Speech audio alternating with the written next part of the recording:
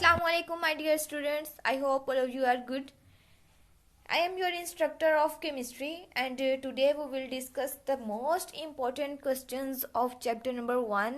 And I hope that you will prepare and watch my full video. If you watch my full video, then you are able to attempt and prepare the chapter number 1 with full concentration, and I am 100% sure if you prepare these questions you can get easily full marks of the chapter number 1 that is included in your paper.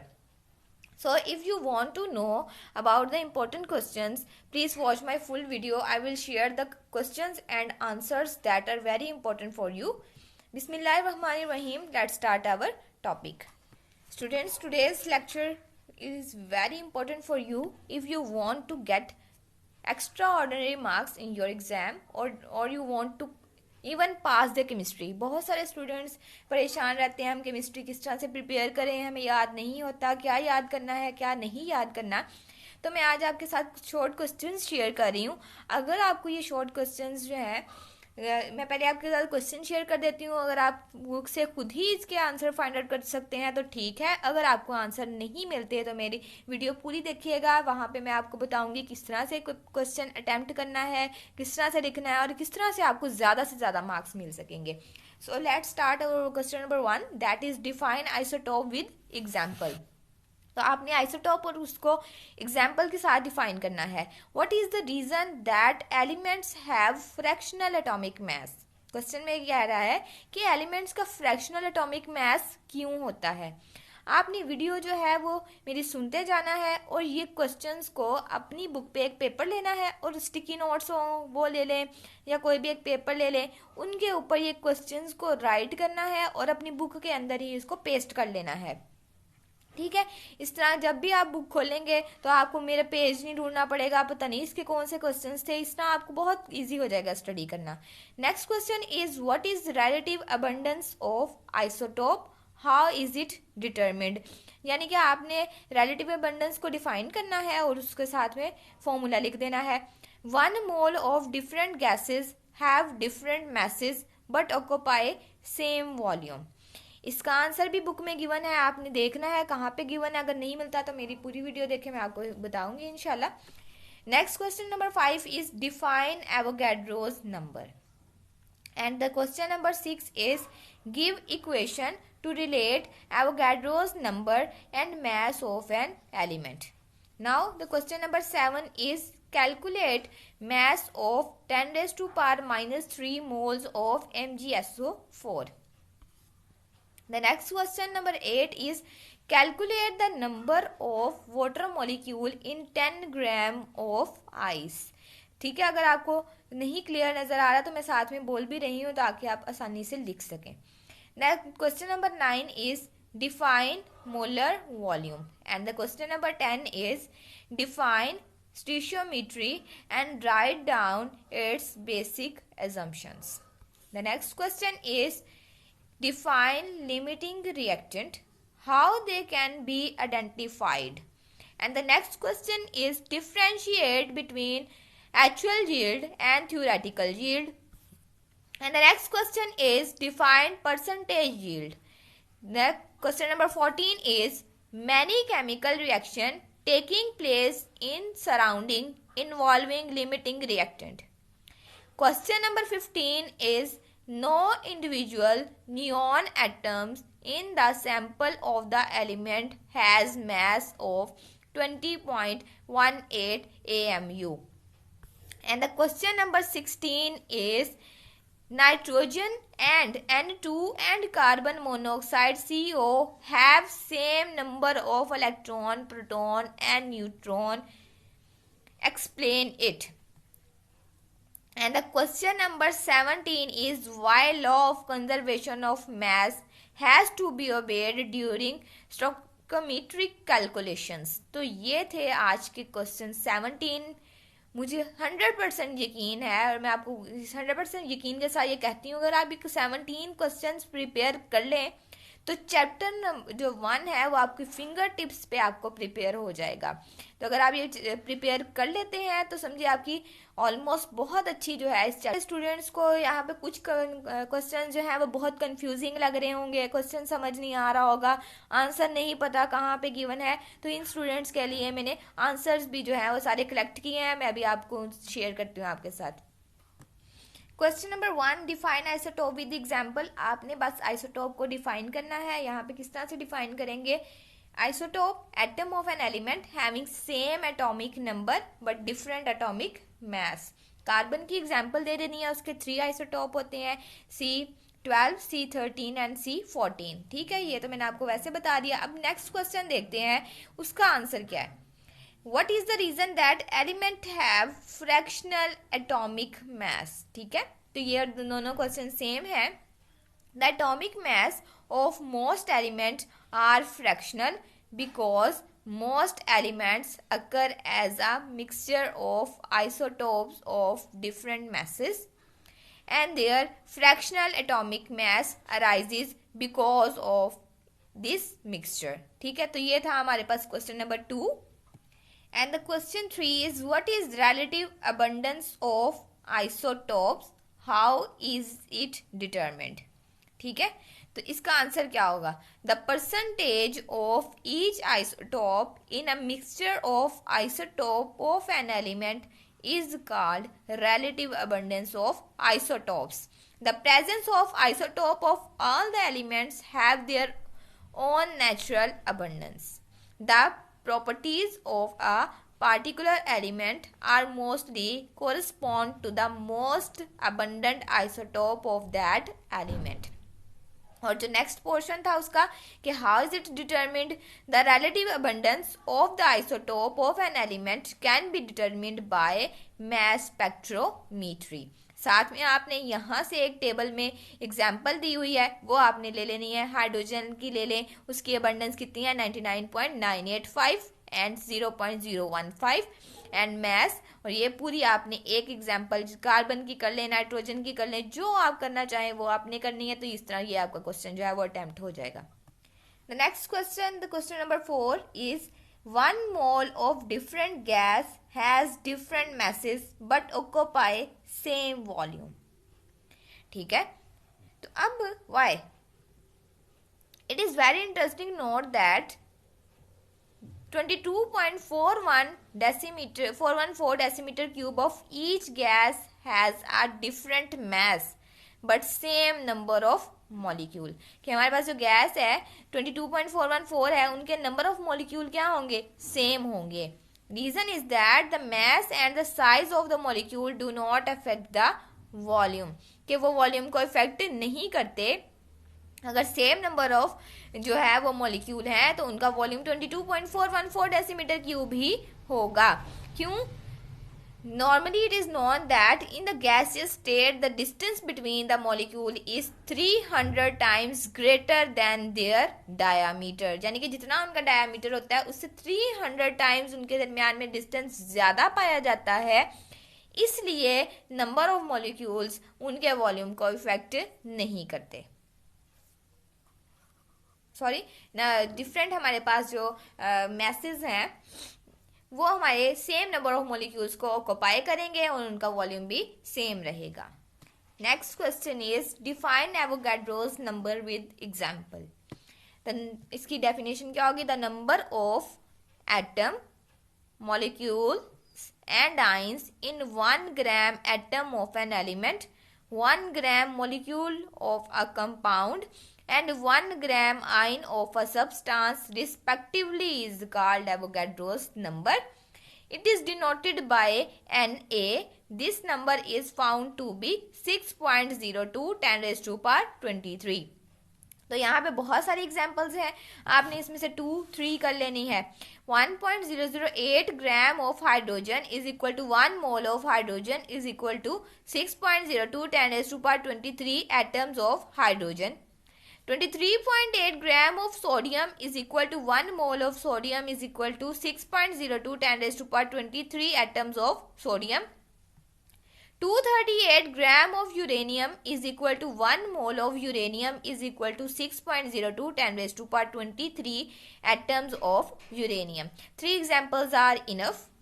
And the next question is give equation to relate Avogadro number and mass of an element.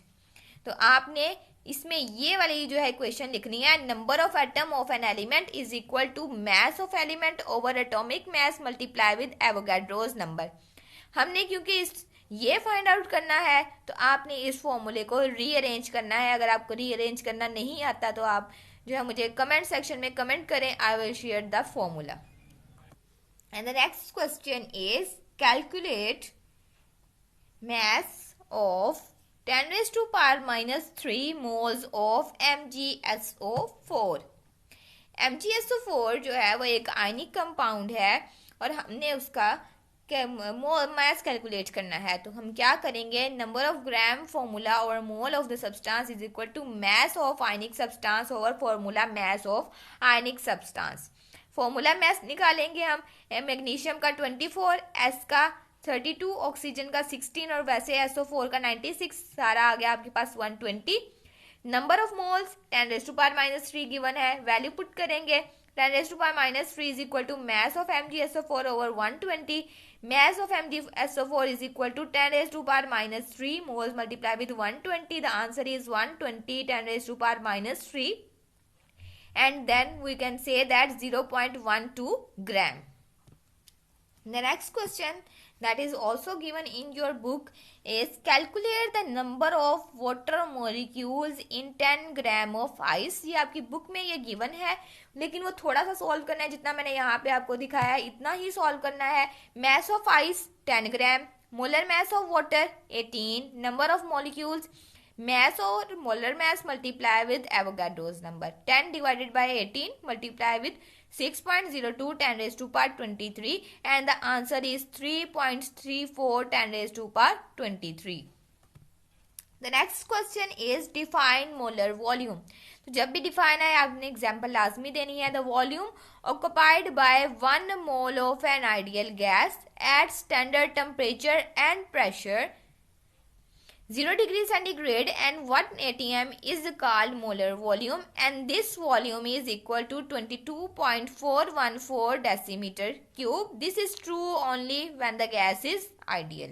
फिर यहाँ से आपने एक example लिख देनी है.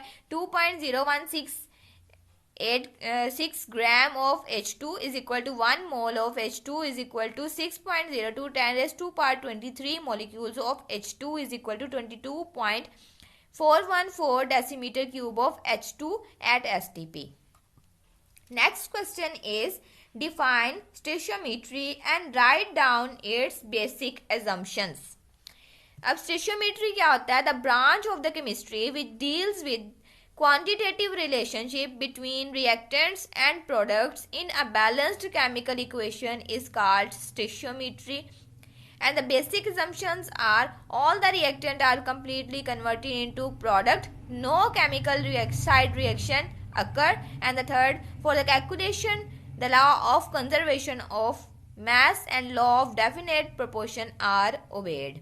ठीक है, तो ये हमारी थी 2 assumption.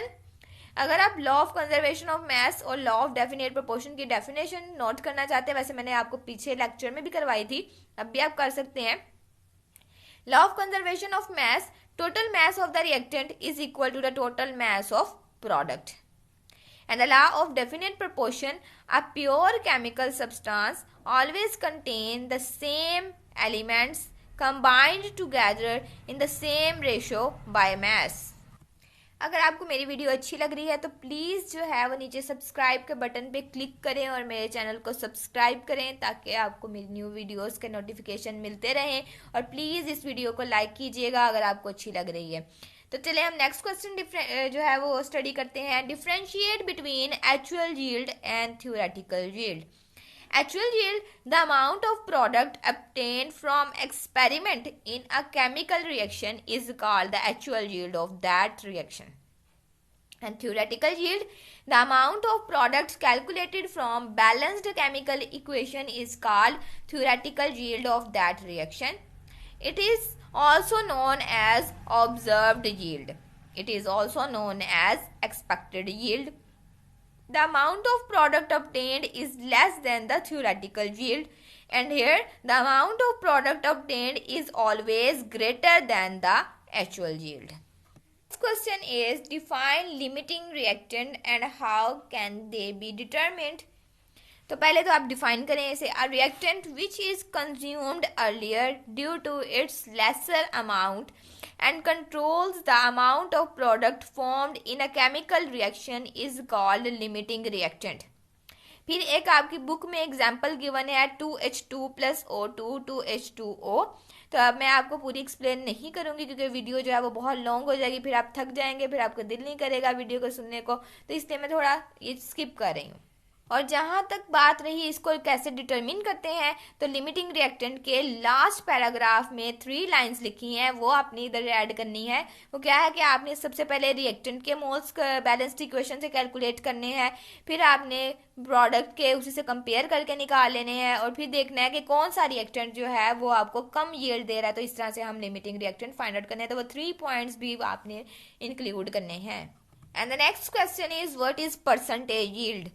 The yield which is obtained by dividing actual yield to theoretical yield and multiply by 100 is called percentage yield. तो अक्सर जो है वो लिखी नहीं होती है, आप बच्चे फॉर्मूला ही लिख देते हैं. आपने ये डेफिनेशन लिखनी है. Percentage yield defined as it is the ratio of actual yield to theoretical yield multiplied by 100. Percentage yield is equal to actual yield over theoretical yield multiplied with 100 is the formula. Significance भी साथ में आप note कर ले. Percentage yield indicate efficiency of reaction. Greater the percentage yield of a chemical reaction, higher will be the efficiency of the reaction. Next question is many chemical reaction taking place in our surrounding involve the limiting reactant. तो ये भी आपने question जो है बहुत important है. In our surrounding many common reaction take place in which burning substance is a limiting reactant and oxygen is in excess. For example petrol burns in excess of oxygen present in air and burning of natural gas and burning of carbon. जैसे कि आप देखें ईंधन जो है वो जलाते हैं, गैस जलाते हैं, लकड़ियाँ जलाते हैं, तो ऑक्सीजन इतनी ज़्यादा अवेलेबल होती है तो लकड़ियाँ लिमिटिंग रिएक्टेंट होती हैं. ये उसका रिएक्शन है CH4 plus 2O2 C after reaction CO2 2H2O. मैंने प्रीवियस जब ये टॉपिक करवाया था उसमें मैंने ये शेयर किया था, इसका वीडियो में मैंने ये क्वेश्चन शेयर किया था. तो अगर आपने वो एग्जाम्पल करनी है तो आप वो भी कर सकते हैं. Next, nitrogen and oxygen of the atmosphere react to form nitrogen oxide due to electrical discharge of lightning. In this reaction, oxygen is limiting reactant and nitrogen is in excess. These reactions show that many chemical reactions taking place in our surrounding involve the limiting reactant. Next question is N2 and CO have the same number of electron, proton and neutron. Explain it. ठीक है. Number of electron in nitrogen is 7 + 7. ठीक है. Number of electron कितने होंगे? एक nitrogen में 7, दूसरे में 7, तो 7 और 7 14 हो गए. Number of proton in N2, तो एटॉमिक नंबर 7 है तो फिर 7 + 7 क्योंकि 2 नाइट्रोजन है 14 आ गया. नंबर ऑफ न्यूट्रॉन क्योंकि एटॉमिक मास 14 है, 14 में से हम 7 माइनस करेंगे तो 7 आ जाएगा. तो 2 नाइट्रोजन है तो 7 + 7 14 आ जाएगा. नेक्स्ट हम चलते हैं number of electron of carbon monoxide. Electron carbon के कितने होते हैं? 6. ऑक्सीजन के होते हैं 8. The answer is 14. Proton carbon के 6, ऑक्सीजन के 8. Answer is 14. न्यूट्रॉन कार्बन के 6, ऑक्सीजन के 8. Answer is 14. तो N2 and CO have same number of electron, proton and neutrons. And the last question is law of conservation of mass has to be obeyed during stoichiometric calculations. Atoms are neither created nor destroyed during any chemical reaction. The change that occur during any reaction merely involved rearrangement of atoms. Therefore, law of conservation of mass has to be obeyed during stoichiometric calculations. I hope आज का lecture आपको अच्छा लगा होगा। अगर आपको कहीं पे भी प्रॉब्लम है तो आप कमेंट सेक्शन में प्लीज़ मुझसे कमेंट में पूछ सकते हैं। और उम्मीद है कि आपको जो है वो मेरा लेक्चर समझ में आ गया होगा। और मेरे लिए दुआ कीजिएगा और चैनल को सब्सक्राइब करना ना भूलिएगा। लाइक कीजिए, शेयर कीजिए, अपने फ्रेंड्स के साथ शेयर करें ताकि वो भी इस नॉलेज से फ़ायदा हासिल कर सकें और एग्ज़ाम्स में केमिस्ट्री को अच्छे तरीके से याद कर सकें, अच्छे